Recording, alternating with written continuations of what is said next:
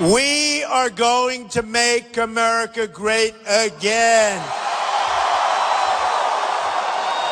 Unbelievable. Look at these people. Can you see up there? That is a long way. That's a lot of people. So, I was just informed there's a line 4 miles long of cars outside trying to get in. So what we'll do, we'll wait. No, I'm only kidding. We had to make a decision. We have to get started. But there's a lot of people pouring in right now.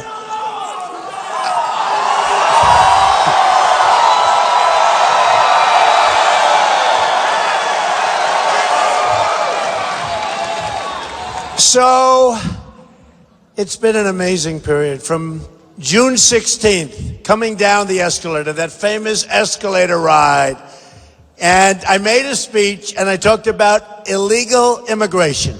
Nobody was talking about it, right? Nobody was talking about it. We spoke about it openly and plainly, and wow, did something happen. And for 2 weeks, then 3 weeks, and 4 weeks, I said, it can't continue like this. Am I supposed to go on like this? And then I doubled down. And Rush Limbaugh said, this guy actually went out and he doubled down. And I turned out to be right. And now the politicians, meaning the other candidates, all politicians, all funded by oil, by drug companies, by other people that want a lot of things. I'm self-funded. I'm doing my own. When I fly in, I pay my own trip.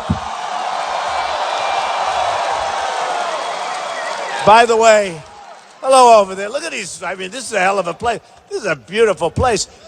You know, it's interesting. I said the other day, I was talking to somebody, and then I talked to a reporter, good reporter, and I said, I don't think, you know, for all of this self-funding, I don't think people even understand it. I don't think that most people appreciate the fact. I'm the only one, Democrat or Republican, that self-funds, right? And I'm saying, I don't know if it's appreciated. I don't know. Because it seems to be, but I can tell you, because I was on the other side of the spectrum for a long time.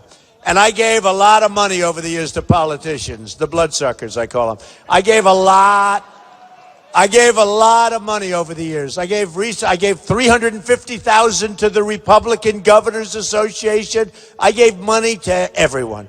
And by the way, as a business person, especially from the standpoint of countrywide, worldwide, you give to everybody. You want everybody to love you. You always do that. You have to. You have an obligation to your company, to your employees, to your family, to everybody. But I just wonder, self-funding, right? It does matter, doesn't it? Doesn't it? I think. Because I never understood whether or not the people really understand it, whether or not the people that do really get it. Because I want to tell you, when you're looking to pass legislation on oil or on drugs or on something, and I'll tell you a story that I heard recently. A friend of mine came up, and he's in the pharmaceutical business. And he said to me, and a very successful guy, he said to me, you know, Donald, terrible thing happens. When the United States, which is the largest buyer of drugs, meaning drugs to make people better, prescription drugs, etc., everything, they don't negotiate the price. I said, what do you mean? They're the largest buyer in the world, but they don't negotiate the price. They buy things almost as though you went to your local drugstore and took it off the shelf. That's the price. And they said, how is that possible? Now, I immediately knew why. But if it weren't that way, if we did negotiate, let's say we did a favored nations clause, okay? Meaning the person that buys whatever drug for the lowest price during that year, that's the price the United States will pay, okay? Now, we should pay less, but at least if we do that, we'll save about $300 billion. No, can you believe that? No, can you believe that? One move. So you're talking about Medicare. You're talking about all this different, you know, they're saying we can't do this, we can't do that. So somebody said, why is it? Now, I was even surprised at that. And I'm a pretty skeptical guy when it comes to politics and politicians, because I know politicians better than anybody in the world knows. Somebody said, well, Donald's not experienced. I said, experienced? I've been dealing with these guys all my life. I know them. So they said, how is it possible that something like that could happen? How is it? I said, very simple. The drug companies are massive donors to the politicians. So if you look at Johnson & Johnson and you look at these different companies, they give to the politicians. So what do the politicians do? No, you can't negotiate. You have to pay, effectively, you have to pay retail. It's so simple. That will end on day one, okay? That will end on day one. No, it's terrible. It's terrible. You know, government spending. People talk about budgets. The politicians, they talk about budgets. So government spending. Billions and billions and billions of dollars can be cut in hours. In hours. Yeah, sit down, folks. Relax. We're going to be here for a while. I'll be here so long. Hey, by the way, I came in. This is true. So we came in. I landed. We drove here from the airport. You have the most beautiful churches I've seen. I mean, these churches. Seriously. No. The churches, there were 3 or 4, they were so beautiful. So I almost wanted to just go in and pray. But I figured I'd be late and you wouldn't like that, okay? But you have, honestly, they're the most beautiful churches coming in.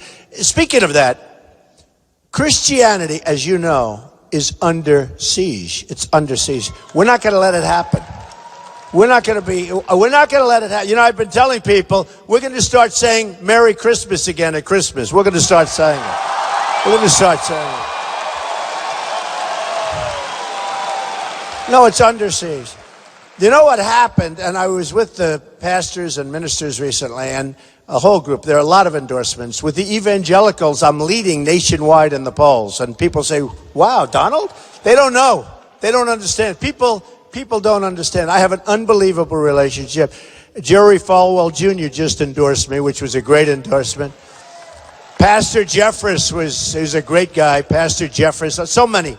But we're leading with we're number one with the evangelicals. And they want to have somebody that's going to protect the country. They want to have somebody that's going to make great trade deals. They want to have somebody that's going to get rid of Obamacare and do something, right?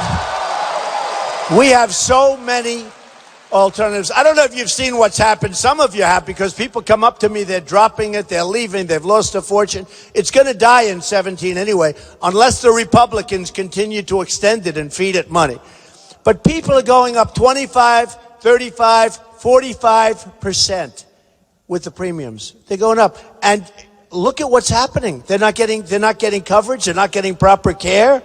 I mean, it's so bad. It's so bad. It's not working. If you are run over by a truck, you probably won't be able to use your insurance. So we're going to get rid of it. We're going to replace it with something that's going to be great. But what happened with the churches, is President Johnson put in a bill that really has everybody nervous, because it makes them a political entity. They lose their tax-exempt status. So they actually have less power than the people sitting here, because that doesn't happen to us. And I said, how could you let it happen? The church has such incredible power in this country if they used it, if they band together. But they don't band together, and I'm pretty sure they don't band together because they're afraid to lose their tax-exempt status. And I said to him recently, we had 50 ministers come up and pastors come up to my office. And we sat around, talked for 2 hours. It was amazing. It was so interesting. And I have such tremendous support with them. I say, folks, you have probably 250 million. You have a bigger lobby than women, and you have a bigger lobby than men. That's not bad, right? I said, and you don't have real power.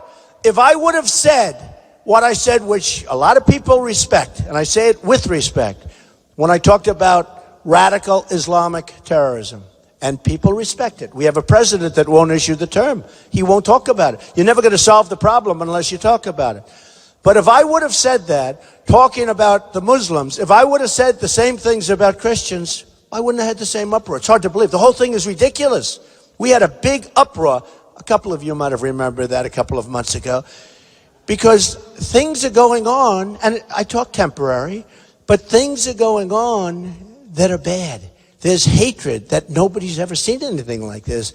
When you fly planes into the World Trade Center, you fly planes into the Pentagon. The third plane, I have to tell you, these were brave people. They took it down, probably heading to the White House, they think. But there's an anger out there. When you look at Paris and you have these thugs walk in and kill 130 people, with many, many people in hospitals that are so gravely injured. Many more will die. When you look at California a few weeks ago with the radicalized couple, they say she radicalized him. Who cares? Where do these people come from? No, where do they come from? Where do they come from?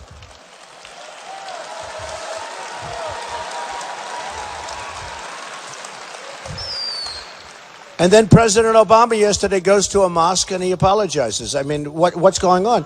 We have to, right? No, he goes in and he apologizes. And, you know, it's all fine, but we have to find out what's going on. When we have the migration, and you look at this, and it's very sad, and we should build safe centers. We should build safe zones in Syria. But we have a migration, and you look and you see so many young, strong men. And I say, where are the women and the children? Now you have, but you have in disproportionately small numbers. And then you have a president that wants to take them in by the thousands, and we don't know where they come from, who they are. It may be a Trojan horse. It may be ISIS. Nobody knows, okay?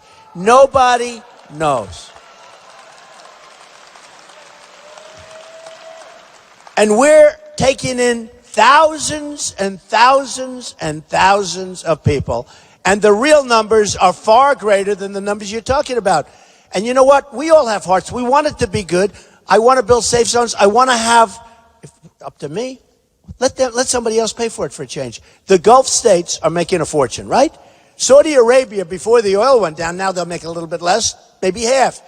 They were making $1 billion a day. Think of it, $1 billion a day, and we pay for everything. We protect Saudi Arabia. We protect so many countries. You know, we protect Germany, nobody knows. We protect Japan. Japan has a treaty with us. If we get attacked, they don't have to do anything. If they get attacked, we have to start World War III, okay? This is the way. No, all our deals. We don't make good deals. We don't win anymore. We don't win. We never have victory. When was the last time we had a victory? So we predict, he said World War II. That's actually pretty good.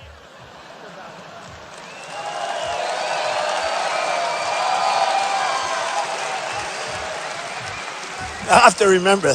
Who said that? Stand up. Stand up. It's very good. That was very good. That was impressive, I have to tell you. But it's about that. You're about right.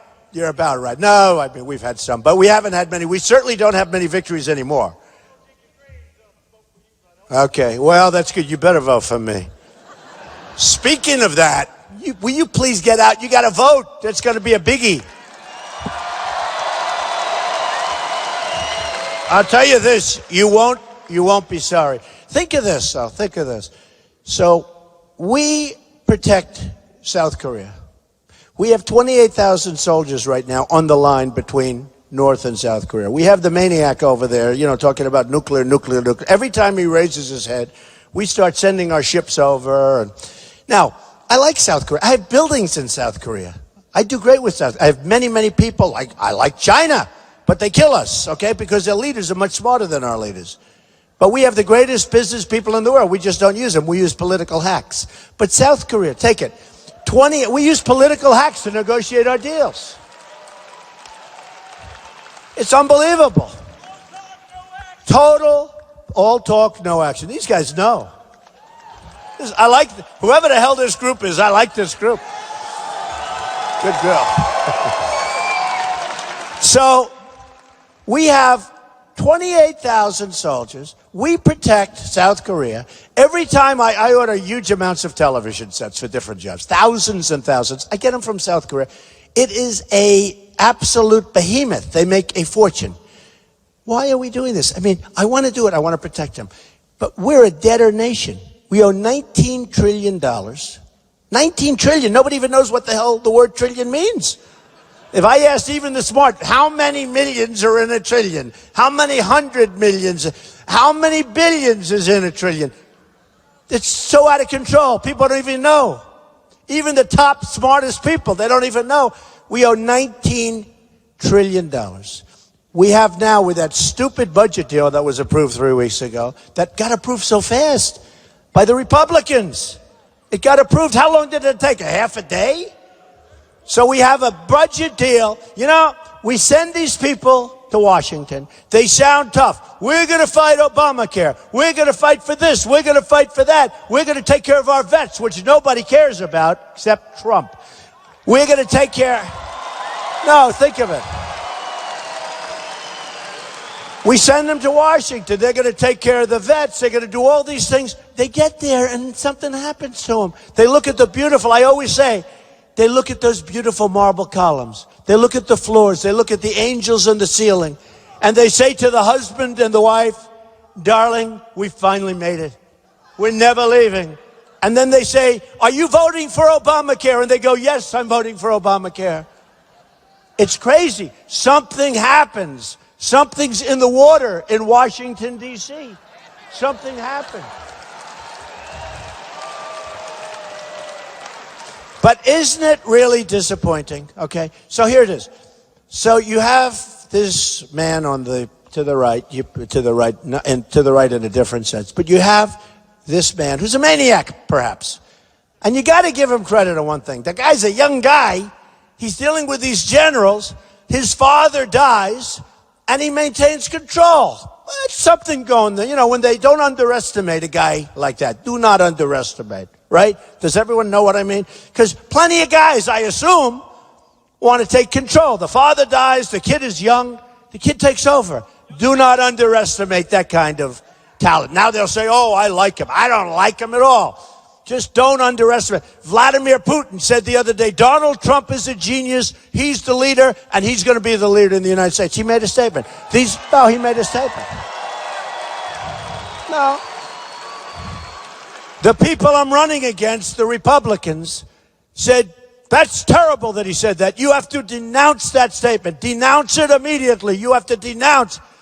I said, you think I'm going to denounce a fact that a guy's calling me like great and I'm going to denounce? Are you crazy? Are you crazy? Trust me, he won't get any more. He won't do better or worse by saying it. But wouldn't it be nice if we could get along with Russia? Wouldn't it be nice if we could get along? Wouldn't it be nice if we could use Russia to knock the hell out of ISIS with us? Wouldn't it be nice? You know, right?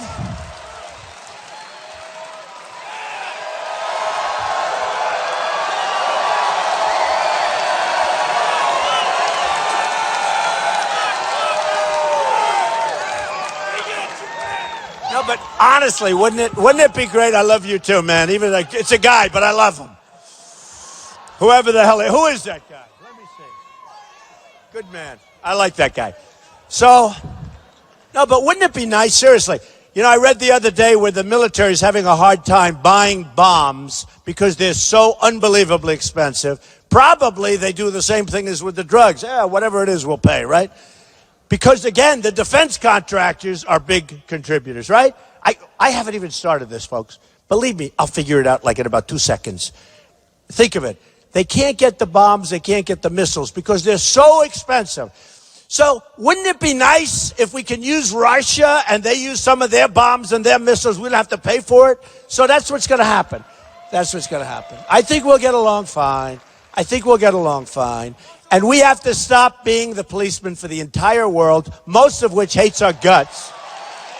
Hates our guts. I mean, you think about it. Look what we did. We go into Iraq, which, by the way, you know, Saddam Hussein, this was not a nice guy, but he had one thing that he really liked doing. He killed terrorists, okay? He killed terrorists. And he didn't have weapons of mass destruction, by the way, in case anybody doesn't know. So we go in, and I said, somebody said, Jeb Bush said, Donald Trump's tone is not nice. My tone. They're chopping off, he's low energy. They're chopping off the heads of Christians in the Middle East and many other people. And we're supposed to have a nice tone, okay? We're supposed to have a wonderful tone. Well, ladies and gentlemen, isn't it nice? The world is an evil place. You have to understand, The world is tough right now. This is like medieval times. You know, when we read about medieval times, they used to chop off heads. I never heard of chopping off heads until recently. James Foley. Remember James, the great, beautiful James Foley, with his parents are great people, but they started chopping off heads.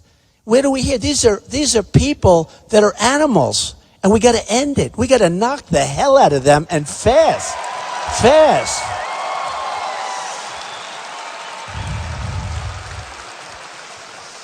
So we have to stop Saddam Hussein. So in 2003, 2004, that area, I'm a job producer. I do great jobs. I do really good stuff. I have a great statement. I did a wonderful job. When I put in my papers, everyone went crazy. They were hoping they wouldn't look good. They were much bigger than anybody ever thought. Very low debt. Some of the greatest developments in the world. Turnberry in Scotland, Doral in Miami. I mean, some of the great buildings of the world. A big chunk of the Bank of America building in San Francisco, buildings in New York, the press looked. These people right back here. Look at all those cameras. They looked.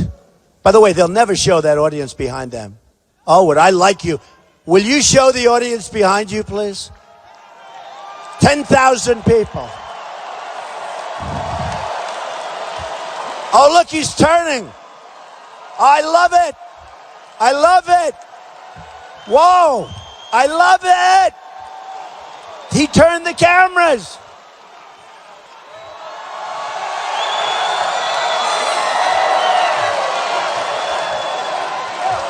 He turned the camera. Wow.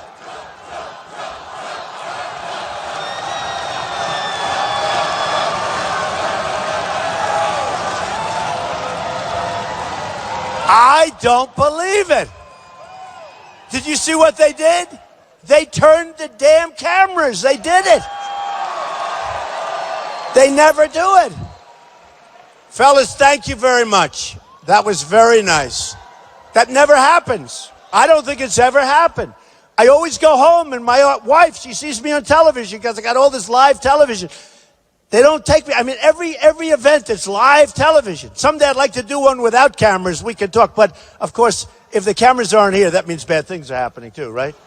That means nobody cares. That would be no good. But every time I go home, my wife says to me, darling, were there many people there? Yeah, I say 10,000. 10,000. Oh, didn't you see that? No. They only show your face. They never move it. And then I always talk about the protesters. I say, I love protesters because the only time they move the cameras is when there's a protester because that's supposed to be a bad thing. So I love protesters. And I said, I'm going to start creating my own protesters, okay? I'll be honest. They all turned, or most of them. That guy on the right didn't turn. I don't know why the hell he didn't turn. That guy right there. Right there.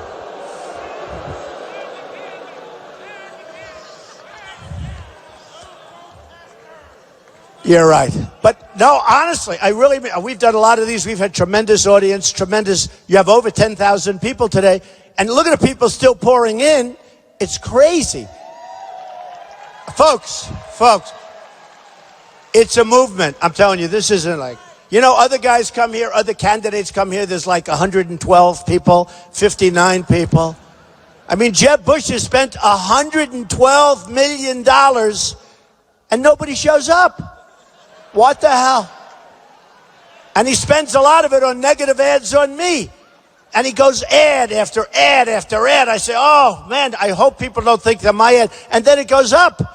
He does negative ads. Look, we have something special happening. There's a movement going on. We're going to take our country back. That's what we're going to do. And we're going to run our country intelligently.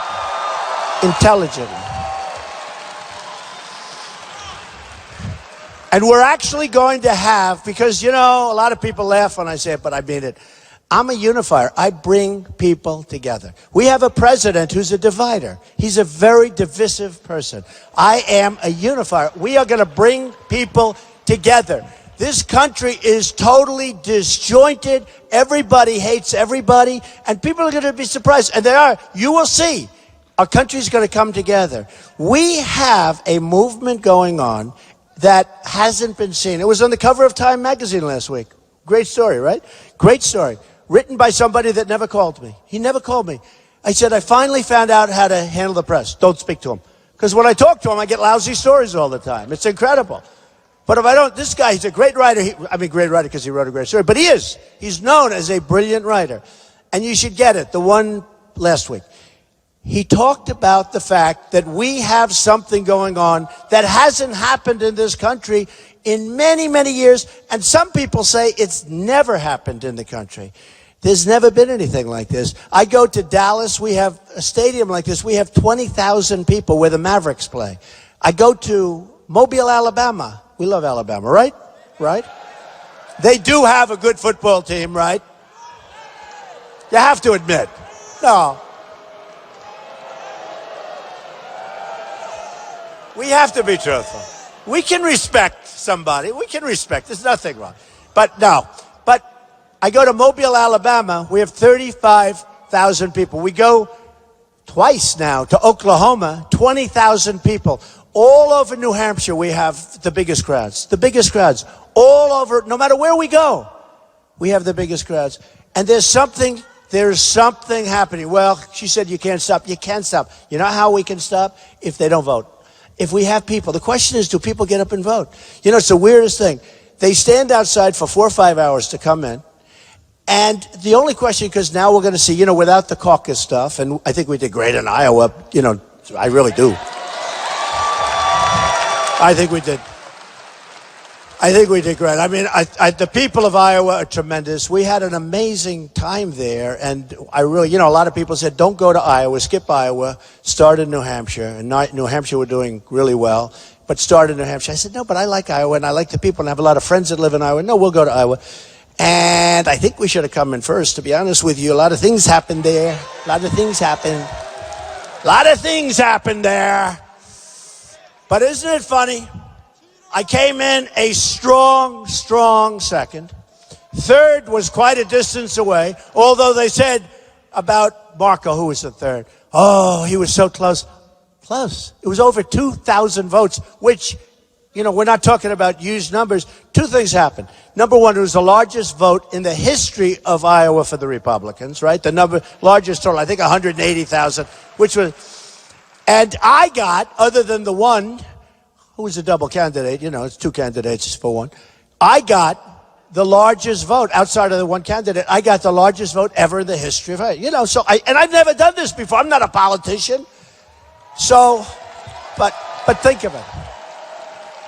Think of it. So the person that came in third, they said, unbelievable result. Unbelievable. This is a huge victory. But I came in second, and they said, Trump didn't do so well. I'm saying, why did I get... But you see, I don't think I did come in second. I think I came in first, okay? I'll be honest.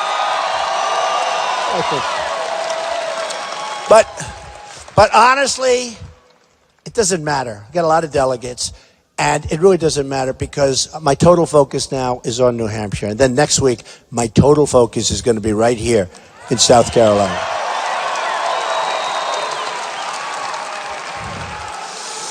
So we are going to create borders. This country has people coming in, and a lot of them are the wrong. And I just saw this statistic today. It came in yesterday in Congress. 179,000. You know what that is? That's like Yankee Stadium filled up 3 or 4 times. 179,000 fugitive criminal aliens, right? These are people that were convicted of a crime, okay? Convicted. Some of them very serious crimes. We have them now in our country. We don't even send them out. Get them out. Yeah, we're going to get them out. We're going to get them out. No, we're going to get them out. And we're going to send them back where they came from. We're not putting them in our jail for 40 years.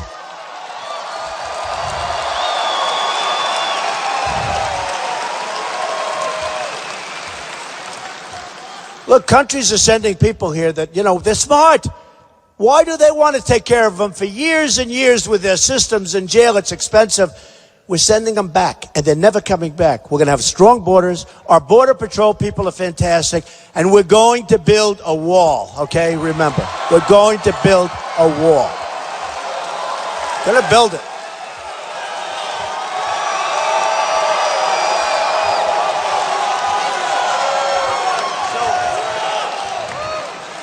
I always get a kick out of this. Are you ready? And who's going to pay for the wall? So easy. It's so easy. You know, we have a trade deficit with Mexico that's so huge. It's so big. Or as Donald Trump would say, it's so huge. It is so massive. And again, these politicians, I'm not going to reveal names because a lot of them I really like and all. But they're never going to get you to the promised land, folks. None of them. I know them all. They're not. It's not their thing. It's not their thing. So they come up to me. You can't build a wall, really, can you? Wall. You know, that's so easy. It's so easy. I know exactly what it's going to look like. It's so easy. China has a wall. Think of this. Built 2,000 years ago. That's 18,000 miles long. That's a wall. Now that one, I'd say, maybe we don't build. That's like going across the United States. Somebody said, are we going to build a wall on our northern border? Well, that's a pretty big wall. How about 4 times that length is China? The Great Wall of China, 18,000 miles long. Can you imagine that? They built it 2,000 years ago. And this is a wall that's a big wall. I've seen it. This is a serious wall. This is not a wall that they drive the Jeeps across with the ramps, so like our wall. You know, we have little walls that are like this. They're like for children. They actually do. They build ramps. I don't know why they don't just rip it down. It's easier, right? But they build ramps, and there's pictures in the magazine. I saw it, I think, in Time magazine, where a Jeep loaded up with drugs goes, they build this ramp. Up, down, sell the drugs to us, goes to New Hampshire where they have a huge problem. They have a huge problem. You have a huge problem. Everybody in the country has a huge problem. They go up, they go down, they come back. So we get the drugs, and they get the cash. No good. Not going to happen anymore. Not going to happen anymore. Not going to happen anymore. And, you know, importantly, we have people so addicted because you get into the heroin and it's cheap and they're so addicted, and getting out of it, getting out of that addiction is a tremendous problem. We're going to help people. We have to help people. But the best way to stop, the best way is if they don't start and if they can't get it. And we're going to make it so tough. We're going to make it so tough. But these politicians come up to me, and they're politicians, and they say to me, seriously, how, you're not going to get Mexico to pay? They always say this. They say, you're not going to be able to get Mexico to pay. How are you going to do that? And I say, it's easy. The deficit is so big. They make so much money. We give them a lot of money on top of everything else, which is hard to believe. We give them a lot of money.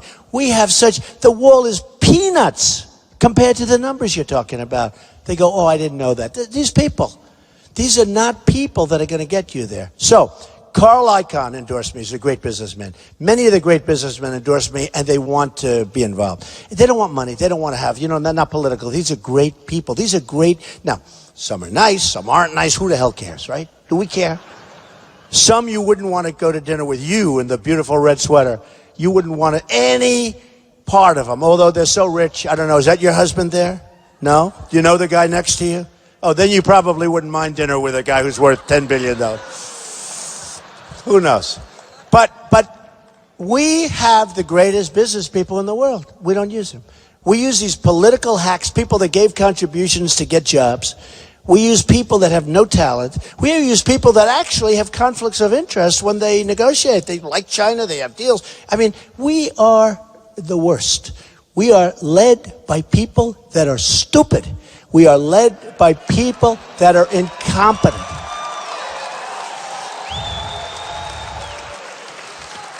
And we can't keep going.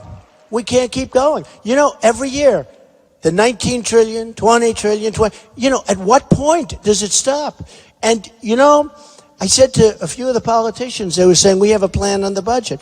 They were telling me they think they can balance the budget over the next 25 years. I said, 25 years? Man, that's a long time. 25 years.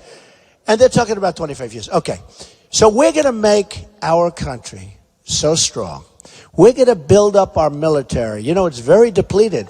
Very depleted. It's very depleted. And it has to be, because last quarter, we announced practically no growth. We were essentially no growth. Do you know when China announces 7% growth? We haven't had 7% growth in many, many years. When China announces 7% growth, it's like a catastrophe for China. We have no growth. Our last quarter, no growth. Think of that. Think of what that means. That means horror show. Our exports this month and the last couple of months are now negative. They went way down. Lowest since the recession, which means one thing. You're going to have a big recession. It's coming. We're in a bubble. We're in an ugly, ugly bubble. And you see it now with the stock market starting to happen. Because the only good sign, the 5% stuff is nonsense, the unemployment rate. Because if you're looking for a job and you've tried so hard and you go here and there, you can't find it.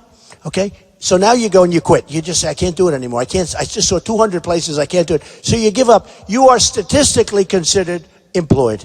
In other words, you are now taken off. That's why they give these phony numbers. The real unemployment rate is over 25%. And I'll tell you something. If it were really 5%, like they say it is, which is a number devised by the politicians to make them look good, before Obama, long before Obama, it makes them look good. Hey, if I win, it's going to make me look great. But you know what? It's a number devised because they don't count people that look for jobs. They can't find them. They're not counted. How can you not count them? You have tens of millions of people that can't find jobs. I will tell you, if that number were correct, we wouldn't have a stadium like this full of people. Right? We wouldn't have it. It wouldn't be. It wouldn't be. So, it wouldn't be. I talk about the way we deal. I talk about all of the things we do. We have, and I use examples. And you know what? You don't have to use lots of different examples. I can. But there are some that are so egregious. Sergeant Bergdahl, a traitor, right? He's a traitor. He's a dirty, rotten traitor, by the way. So Sergeant Bergdahl, he's a traitor. He left. He walked. He thought he was going to have a wonderful life, you know, celebrating whatever they celebrate. So he leaves. We lose 6 people. Get killed. Great, young, beautiful soldiers. I see their parents. Great, young, beautiful soldiers. Get killed. They go out and they're looking and they get killed. Probably viciously killed. They're dead. Right? We get Bergdahl back. Now, we had a general and a colonel, and they were interviewing everybody. They knew he was a traitor. It wasn't like, oh, they made a mistake. You know, you can see that you wouldn't like that. How can you be that stupid? But this is far worse. We knew he was a traitor. So our deal is, we get Bergdahl, and they get 5 killers that they've coveted, that they've wanted for 9 years. And they're now all out, back on the battlefield, trying to kill us all. What kind of a deal is this? What kind of people would make a deal like this?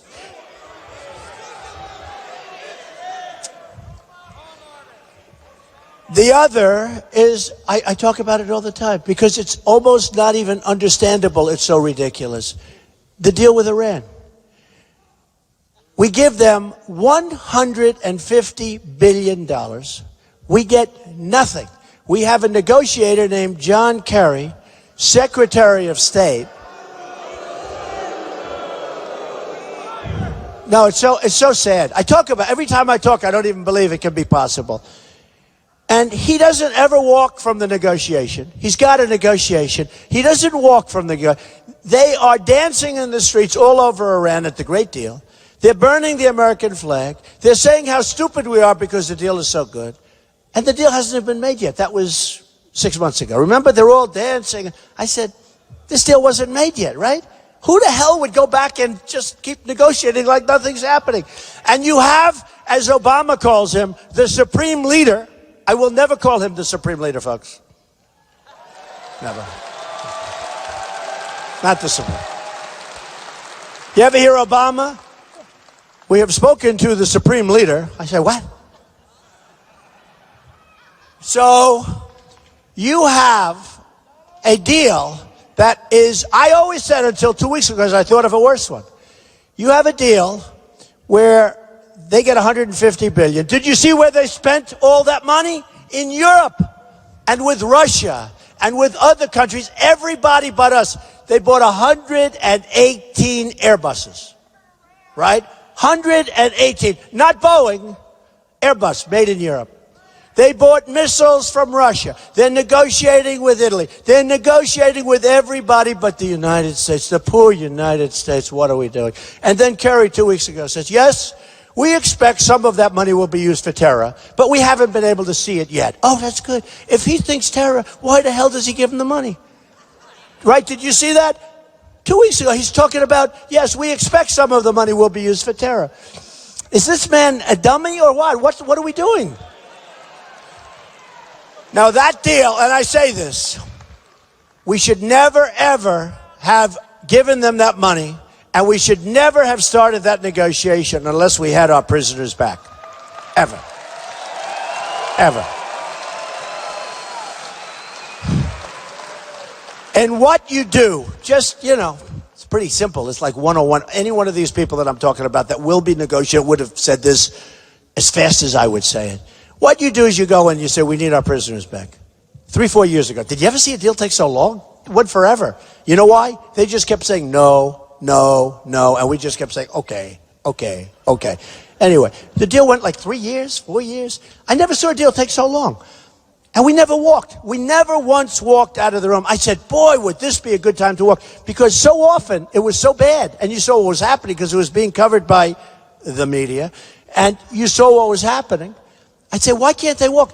It would make Obama look so good if they actually got up and walked. Right, Lieutenant Governor? What a great guy, by the way. What a great guy. What a family. What a family. Did you introduce your wife yet? The boss of the family. Stand up. This is a great woman. This is the real boss right here. Look. Great couple. Great people. Really great people. And I appreciate. How do you like his commercial? Did you hear it? Did everybody hear it? Not that many people heard it. What's going on? Did people hear the commercial? I think it's great. I told him, I said, Henry, I actually moved my voice because it said, I endorse this commercial. You have to say that as a matter of law. I didn't know that. And I didn't like my voice compared to his voice. His voice is so beautiful. I said, do me a favor, move it to the front instead of the back. I didn't like it. Okay. But with the Iran deal, what happens is you go in and you say, got to have the prisoners. They'll say no. You leave. No big deal. You leave. They're desperate. They need money. Their economy's crashing. It's a disaster over there, or it was. Now they're rich as hell. You say, we need the money. We got to have our prisoners. They'll say no. You walk out. You say, bye-bye. Bye. Enjoy your crashed economy. Enjoy your depression. Enjoy your depression, folks. They'll call within, I always say 48 hours, but I usually mean 24 hours. I usually mean 2 hours. Probably don't even get on the plane. And they'll say, you have your prisoners. When the prisoners land, you go in for seconds, right? And seconds are the following. Folks, my father always used to say, take the lumps out. He thought I was too boo. He had a son that was high energy. Had a son high energy as opposed to Jeb. No. But my father used to say, son, take the lumps out. Too tough. Take the lumps. So, in the old days, I would have gone and say, you're not getting the money. Nah, it's too tough, right? You force them to do things. It's not good. So I would have said the following. Fellas, we got a problem.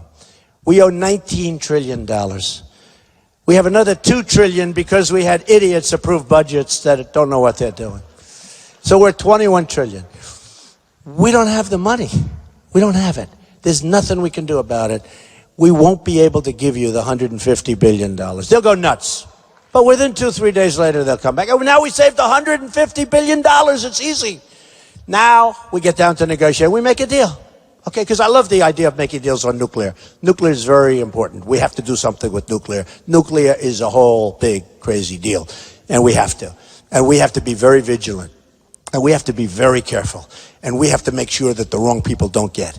And if we think somebody's got it, we got to really act. We can't just... Do you ever notice, like in North Korea, they talk about Iran. Now, in all fairness to Iran, Iran doesn't have nuclear.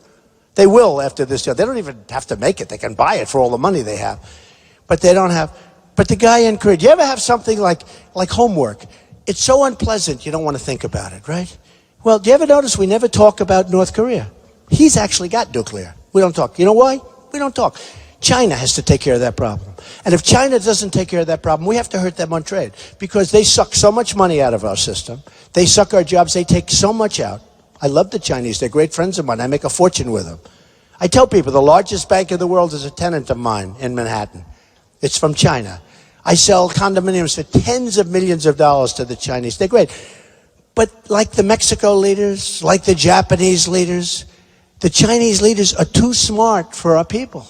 They're too smart for our leaders. Our leaders don't have a clue. They don't even have a clue. They devalue their currency. Our leaders, like the new trade deal, where they don't even talk about devaluation. That's the number one thing they do, and it's not even discussed. That's why I'm so against the new trade deal. And watch, China, which isn't a part of the trade deal, will come in at a later date through the back door, and they'll take advantage of us like they always do. Because we have people that are not the right people negotiating our deals. Just like when we had Kerry and these clowns that negotiated our deal with Iran.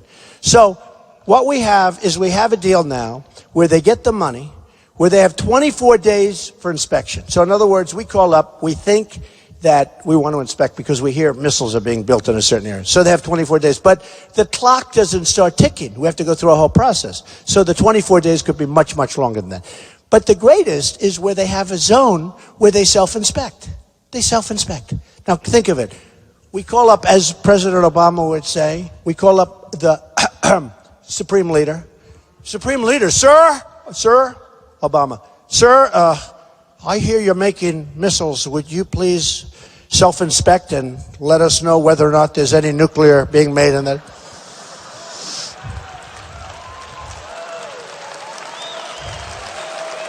Please tell us. So would you please tell us whether or not there's any nuclear being made in that area? And as you know, in our agreement, you will self-inspect. Oh, yes, we'll call you back tomorrow. Call back. No. How ridiculous. No. Oh, good. Then Obama will go, oh, that's wonderful news. What are we doing, folks? What the hell are we doing? What the hell are we doing?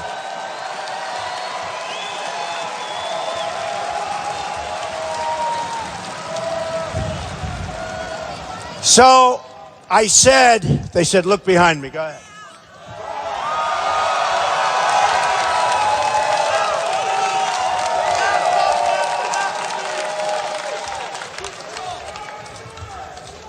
Beautiful young people that love this country. Remember that. Right?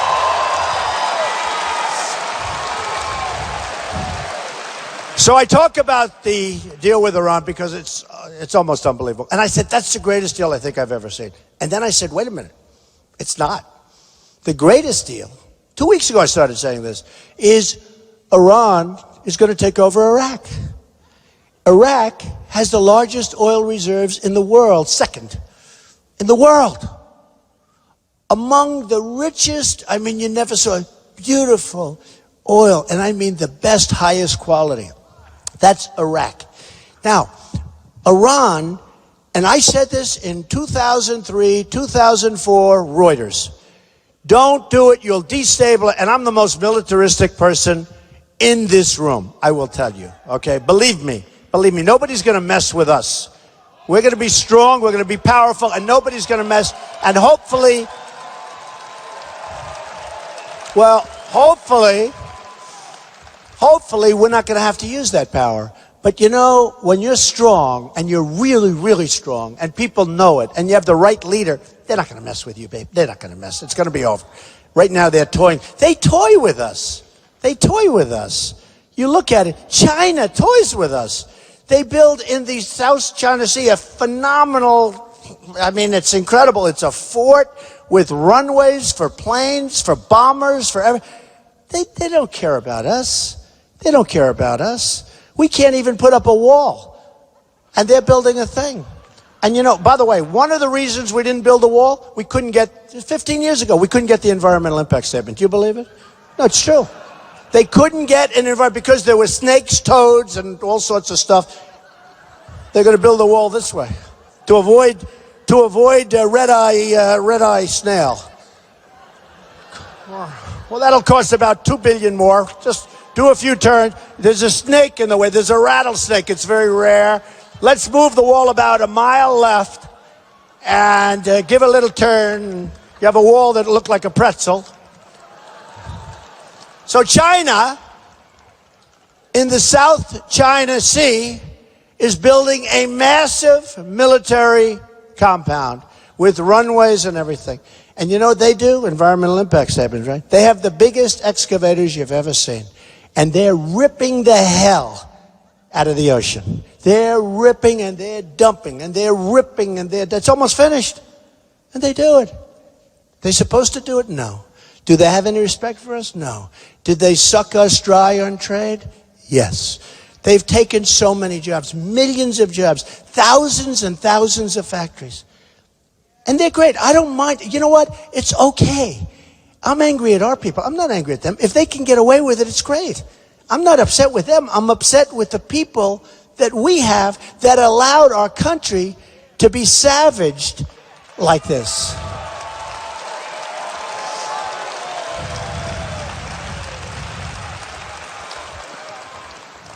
So the greatest deal I've ever seen is what Iran did, where they're taking over Iraq. Now, if you think of it, watch. I've been really good at this stuff. I was the first one. I said, bomb the oil, bomb the oil, bomb the oil. Who got the oil? A lot of it. ISIS. ISIS got the oil. I've been saying, you know, because some of you have listened, right? Bomb the oil. Everybody said, and then they actually interviewed on one of the networks about a year ago, one of the generals. Mr. Trump is very insistent on bombing the oil. Oh, well, that would never work, bombing the oil. You know, we have generals, they go on talk shows all the time. Do you think General George Patton would have been big on the talk shows? He would have had this war over before he had a chance to go from his base to the studio where they filmed the talk show.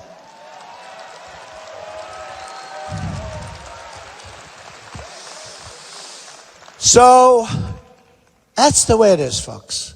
We're in bad, bad shape. What's going to happen now is we have created a monster power with Iran. Iran takes over Iraq. They've got it. They've already got it. You know, people say, oh, they haven't. Well, they have got it. And Iraq now is looking to Iran for protection. The whole thing is crazy. The whole thing is crazy. But now they take over Yemen. They don't want Yemen. But they want the border between Saudi Arabia because they want to take over the oil in Saudi Arabia. Now, Saudi Arabia is very rich. Saudi Arabia needs our protection. They got to pay us. They got to give us something. They got to give us something, folks. We don't have the money. I want to protect you. I want to take care of you. I want to work with you. Our country doesn't have the money to keep doing this. So we're protecting South Korea for peanuts, for nothing. We're protecting Saudi Arabia. Makes $1 billion a day before the price. So now it makes $500 million a day. Not so bad. But was making a year ago $1 billion a day. And we protect them. And when we send our ships, you turn those suckers on, it costs you $1 million, right? You turn on the engines. We protect them. Every time there's a problem, we protect everybody.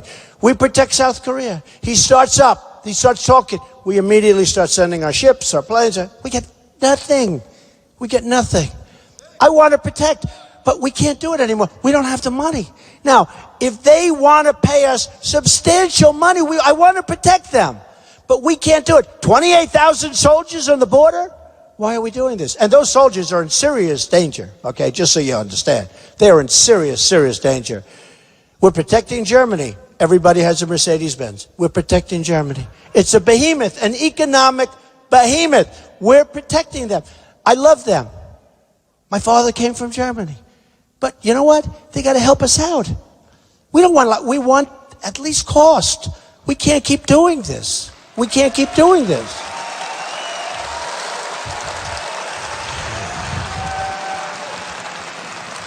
And then people wonder, why do we have 19 trillion in debt? And why are we doing so poorly?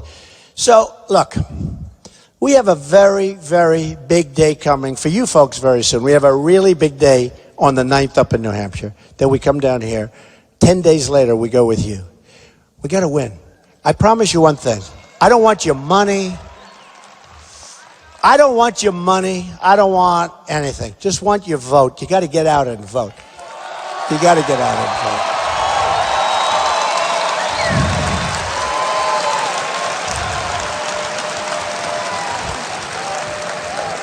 vote. Because if you don't get out and vote, we've all wasted a lot of time, energy, in my case, money. I don't care. But we've wasted tremendous time, tremendous amounts of energy, and our country is going to hell, and we've got to stop it. So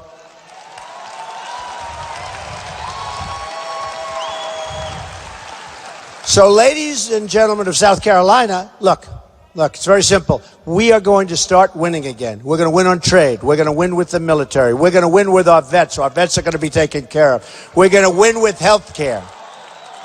We're going to win with health care. We're going to get rid of Common Core, which is a total disaster for education.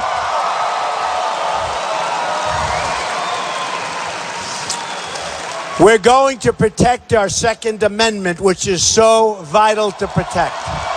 So vital.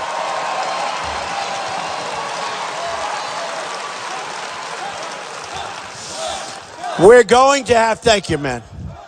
We're going to have strong borders again. We're going to have the wall. People are going to come into our country, but they're coming into our country legally through a legal process.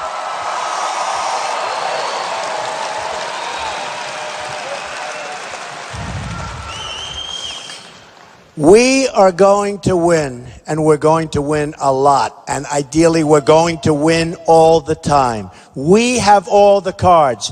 If we go with a Hillary or this character Bernie or any of these people, I'm telling you, we're going to be so deep, we're going to be in such trouble, it's never going to come back. So, are you ready? The American dream.